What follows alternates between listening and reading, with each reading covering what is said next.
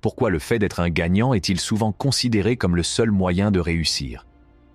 Nous sommes constamment bombardés d'images et de messages qui nous disent que nous devons être riches, célèbres et accomplis pour être heureux. Et s'il existait une autre voie? Le philosophe stoïcien Épictète pensait qu'être un perdant n'est pas nécessairement une mauvaise chose. En fait, il affirmait que cela pouvait être une bénédiction déguisée. Pourquoi? Si vous en avez assez d'avoir l'impression de ne jamais être à la hauteur, ou si vous vous sentez piégé dans la course au rendement, cette vidéo est faite pour vous. 1. La peur d'être considéré comme un perdant. Épictète, le philosophe stoïcien, avait une perspective distincte sur la réussite et la validation qui remettait en question les notions conventionnelles de succès. Il considérait que les signes habituels de réussite, tels que la richesse et la célébrité, n'avaient finalement aucune importance. Il prônait au contraire la recherche de qualités intérieures qui transcendent les gains matériels. Ces qualités intérieures comprenaient le contentement, la joie, l'action juste, la tranquillité et la retenue. Épictète pensait que la fixation sur les biens extérieurs, les marqueurs même que la société considère souvent comme des indicateurs de réussite, constituait un obstacle important à l'obtention d'un bonheur authentique et d'une véritable liberté. Ces enseignements soulignaient la nature impermanente et peu fiable de ces mesures externes, mettant en évidence leur susceptibilité au changement et à la perte. Cela contrastait fortement avec la nature durable des vertus intérieures qu'il défendait. En privilégiant le contentement et la tranquillité par rapport à la recherche incessante d'une validation extérieure, Épictète visait à libérer les individus des contraintes imposées par les attentes de la société. Il encourageait les gens à reconnaître que la recherche de gains matériels et de reconnaissance publique conduisait souvent à la dépendance, à l'anxiété et à un besoin constant d'approbation extérieure. La philosophie d'Épictète présente un profond changement de perspective, incitant les individus à chercher en eux l'épanouissement, plutôt que de le rechercher à l'extérieur. Et ces enseignements sont toujours d'actualité, même à notre époque, où la pression de la société pour atteindre certaines normes de réussite peut compromettre l'estime de soi et le sentiment de satisfaction. Adopter la perspective d'Épictète nous incite à reconsidérer la véritable nature du succès et nous invite à entreprendre un voyage vers le contentement intérieur et la liberté authentique, sans être accablé par la poursuite incessante d'une validation extérieure. La peur d'être considéré comme un perdant par la société provoque des troubles émotionnels importants chez les individus. Cette appréhension découle de la valeur sociétale accordée aux mesures externes de la réussite, qui alimente une quête incessante de validation. Épictète a reconnu que cette préoccupation pour les biens extérieurs et l'opinion d'autrui entraînait un lourd tribut, le renoncement au bonheur personnel en échange de l'approbation. Les enseignements d'Épictète mettent en lumière le danger inhérent au fait de lier son bien-être à l'opinion d'autrui. Il préconise de se défaire de l'attachement à ces moindres choses, qui inclut les marqueurs transitoires de succès que la société juge importants. En se libérant du besoin de validation par des possessions et des réalisations extérieures, les individus peuvent atteindre un sentiment de bien-être plus profond et plus authentique. Cela résonne profondément dans le contexte moderne, où les médias sociaux et les normes sociétales exercent une immense influence sur la perception de soi.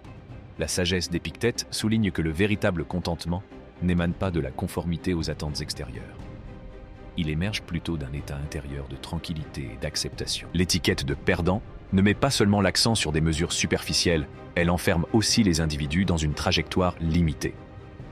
La recherche d'une validation externe dans le but d'éviter cette étiquette entrave l'exploration des vertus intérieures, les qualités mêmes qui favorisent l'épanouissement personnel, le contentement et le bien-être authentique. Cette perspective restreinte empêche en fin de compte le développement de qualités telles que la résilience, la compassion et la sagesse.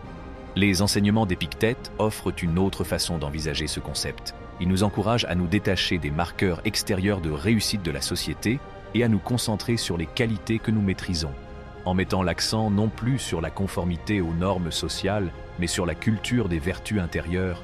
Nous pouvons transcender les restrictions liées à l'étiquette de perdant et nous engager véritablement sur la voie de l'épanouissement durable et de la découverte de soi.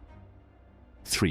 Le point de vue d'Épictète sur les biens extérieurs. Épictète, le philosophe stoïcien, avait un point de vue distinct et inflexible sur les biens extérieurs, qu'il qualifiait de faibles et indépendants de notre volonté. Il considérait la recherche de la richesse, de la célébrité et des biens matériels comme une forme de servitude qui enchaîne les individus aux caprices d'un monde extérieur imprévisible. Aux yeux d'Épictète, la poursuite incessante des biens extérieurs est une entreprise précaire.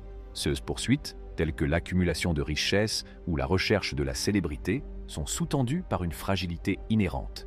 Elles sont sujettes à des changements soudains de circonstances, laissant les individus vulnérables à la nature capricieuse de la vie. Le fait même de s'accrocher à ces marqueurs transitoires de succès ouvre la porte à la déception et à la perte.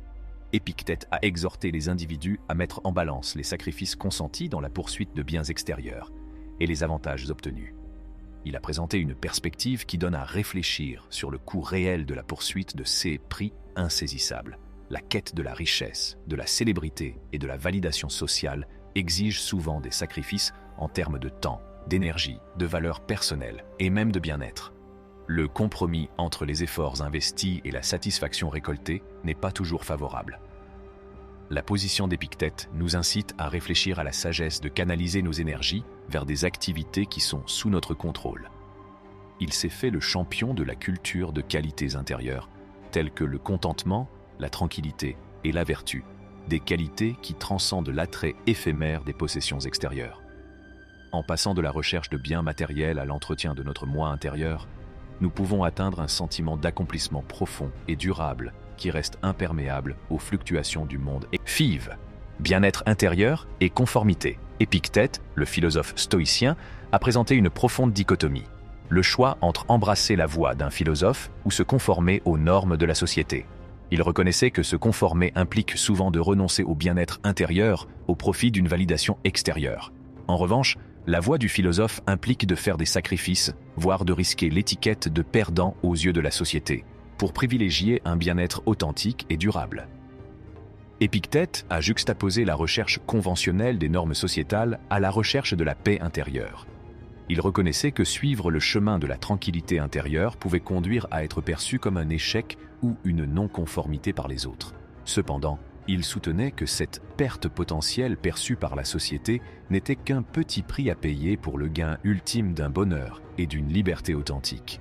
Le voyage du philosophe, bien qu'exigeant, est la promesse d'un véritable bien-être. Épictète exhortait les individus à se demander s'ils étaient prêts à sacrifier leur paix intérieure pour obtenir l'approbation de la société. Les sacrifices qu'il proposait, renoncer au matérialisme, aux normes sociales et à la reconnaissance extérieure, n'était pas fait en vain. Il s'agit plutôt d'investissement dans la recherche d'un contentement et d'un épanouissement durable. Dans un monde qui met souvent l'accent sur les marqueurs extérieurs de réussite et de conformité, les enseignements d'Épictète rappellent l'importance de l'alignement intérieur. Le choix entre se conformer à la masse ou incarner l'essence d'un philosophe nous incite à examiner nos priorités et à nous demander si la recherche d'un bien-être authentique vaut le sacrifice des attentes de la société. J'espère que cette vidéo apportera une certaine valeur à votre vie et je vous invite à cliquer sur les boutons « J'aime » et « Je m'abonne » ci-dessous. En attendant, merci d'avoir regardé.